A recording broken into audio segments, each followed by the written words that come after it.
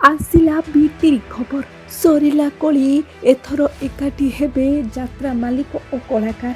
हाँ, दीर्घ दिन धरी तुलसी गणनाट्यर मालिक नांडू बापू और कलाकार साई सत्यजित पंडांकर दुहींक भितर चलीथिला तू तू मे मे याहाकु नेई एबे पूर्णछेद पड़िछि। दुहे पुणी थरे एकाठी होइछंती। एबे तुलसी गणनाट्य अभिनय करिबे पुणी थरे साई सत्यजित पंडा आउ सूर्य मंदिर नुहे चढ़िबे मंच तुलसी गणनाट्यर। हाँ, एथर मंच चढ़ी पुणी थरे अभिनय करिबे साई सत्यजित पंडा आउ मंच उपरे साई को देखिबा पाई एबे दर्शक मध्य खूब उत्साहित अछंती।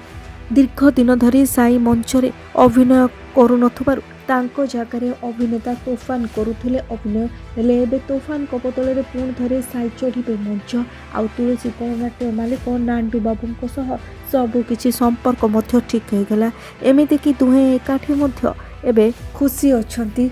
साई को पाखरे पाई नांडू बाबू मध्य खुशी रे थिबा बेले नांडू बाबू साई को क्षमा करी ग्रहण करी पुणी थरे मंच चढ़िबा को अनुमति देथिबारु साई मध्य बेस खुशी अछंती। साई हम कोन कहले बापा केता बुझा आइतले हम कोन कहले भलो सब ठीक ठाक ठीक ठाक हे एबे खुशी आपण खुशी बहुत एबे देह सुस्त अछि ना कोन अछि बहुत सुस्त नहीं किछि भी नहीं किछि भी कि कोन बाबू कोन कहले बाबू जदी टिके कोया भी चाहिए कोन कहले आज ठार टिके ए 4-5 दिन टिके अधिक कष्ट हां विवाद नाही किछि किछि आज पुणी मंचस्थ हेबे हां नाटक कोन रहबो लोकानो में कोन अभिवादन देबे दर्शक मानक एति कहबी जे जेमती विगत दिन रे तुलसी गणनाट्य को भल पाइथिले एमती सेमती भल पांतु आज आसंतु नाटक देखिबे एई बोधे शेष देखा